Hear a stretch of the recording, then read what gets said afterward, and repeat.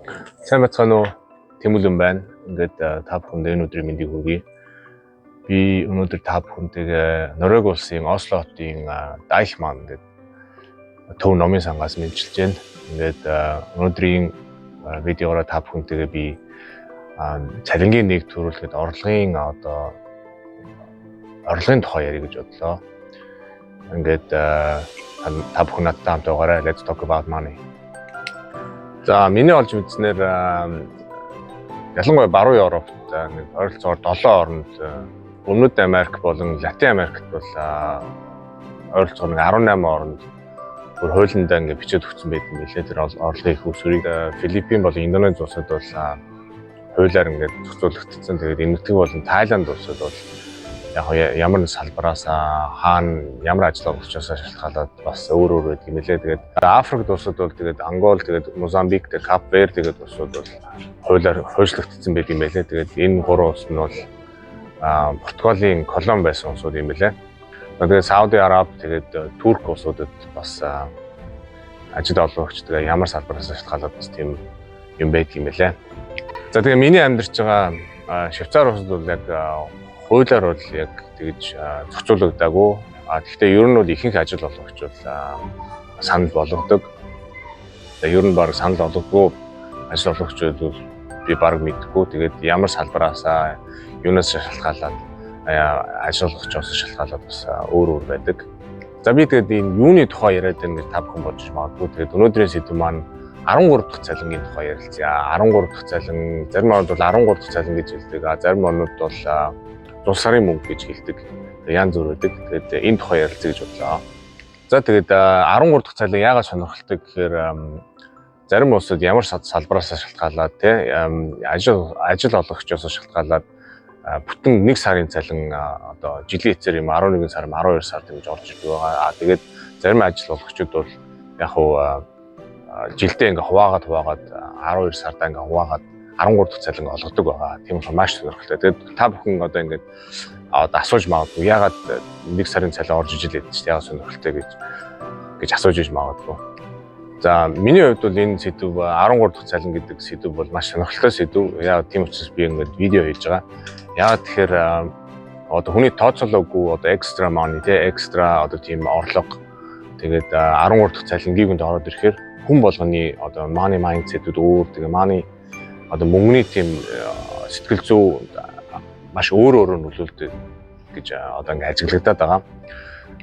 За тэгээд 1 сарын цалин айскул одоо тэр яг тооцоолоогүй орлогот ингээд тооцоолоогүй гүйгэнд одоо extra money ингээд ороод ирэхээр нэмэлт ингээд орлого ингээд ороод ирэнгүүт хүн болгоны тэр мөнгөнд хандж байгаа хандлага тэгээд тэр мөнгийг зарцуулах одоо тэр сэтгэл зүй одоо тэр мөнгөнд хандж байгаа сэтгэл зүй маш ондоо байдаг. Одоо жишээлбэл миний амьдарч байгаа Швейцар улсад гэх юм бол ихэнх улсууд ер нь бол 13 дахь цалин орж ирэнгүүт жилийн эцээр төлөх ёстой байдаг. Татвараа ингээд бүнд нь төлждөг ч юм уу, альсгүй нэг том амралт зугааланд явдаг ч юм уу, альсгүй одоо дуртай юм авдаг юм, альсгүй хэрэгтэй хэрэггүй юм авдаг ч юм уу тий. Тэгээд бас хэсэг бүлэг улсууд ингээд зүгээр л ингээд мөнгө хэрэгтэй хэрэггүй юм авал за тэрдэргүй ингээд мөнгө ороод ирсэн юм чинь болохгүй л үдээ ингээд зүгээр ингээд үрээд дуусчихдаг. Одоо миний ажилласнаар бол маш бага хувь нь маш цөөхөн улсууд бол тэр 13 дахь цалин юм уу одоо тийм нэмэлт ингээд орлого ороод ирэнгүүт тэрийг хөрөнгө оруулалт хийдэг ч юм уу тэрнгээр хөрөнгө оруулалт юм альсгүй өөртөө хөрөнгө оруулдаг ч юм уу мөнгөө цааш нь хийдэг хураадаг. За тэгээд та бүхний хувьд ер нь 13 дахь цалин ер нь ямар санагдаж байна? 13 дахь цалинтай хүмүүс байвал тэр мөнгөө юунд зарцуулдаг вэ? Одоо яаж үүрдэг вэ? Альсгүй 13 дахь цалинтай байсан бол яг юунд зарцуулах тэр мөнгөө юунд зарцуулж яаж ингээд үрх байсан бэ? Комент хэсэгт бичээрэй. Маш сонирхолтой болно. Одоо ер нь хүнд ингээд ер нь экстра мөнгө тэгээ ингээд нэмэлт орлого 13 дахь цалин орж ирээд тэгээд ер нь тэр мөнгөийг ер нь яаж одоо яаж зарцуулбал зөв юм болоо тийм. Одоо ингээд зүгээр л ингээд өрөө дуусгачих хэвээр болоо, хөрөнгө оруулах хэвээр болоо, альсгүй дотроо төлөх хэвээр болоо, альсгүй нэг гоё том амралтанд явах хэвээр юм, альсгүй гэр бүлээ дуудаад гоё хоолнд орох хэвээр юм уу?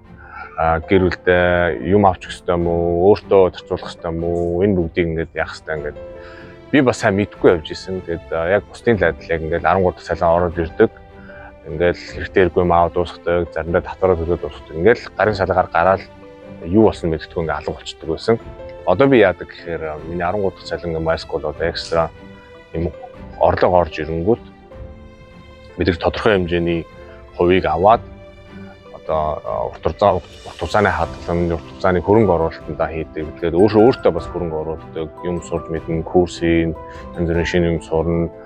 Тэгээд тодорхой хэмжээний хувийг нь болонгууд яг нэгээс одоо богино хэмжээний хадгаламж, нэгээс 5 жилийн хугацаатай хэрэг болох мөн одоо хадгаламжнаа хийдэг. Тэгээд тодорхой хэмжээний урт хугацааны хадгаламжнаа хийн. Тэгээд үлдсэн эдийг нь болонгууд одоо ямар ч өөртөө санаа зовхгүйгээр одоо гейм хийсэн одоо мэд тийм сэтгэлээ өөртөө төрүүлэхгүйгээр ингээд өөрийнхөө туртай юмд үрдэг байгаа. Тэгээд хүмүүс бодож иж магадгүй яг одоо Монголд байгаа улсууд ч юм уу те ингээд өнөө маргаашаа яа гэж юм татврын дарамт амар их байна. Юу мөнгө хураах одоо те одоо юу хөрөнгө оруулах гэж бодож магадгүй. Гэхдээ би миний бодлоор одоо мөнгөний сэтгэл зүй мөнгө гэдэг юмыг ойлгоод мөнгөний сэтгэл зүй болгоод өөрийнхөө санхүүг мастерлчих юм бол контролд оруулах юм бол багаар эхлэхэд одоо мөнгө хурааж хөрөнгө оруулаад одоо жижигхэн хэмжээний одоо тийм хөрөнгө босгох боломж хүн болгонд байгаа гэж одоо би бодож байна.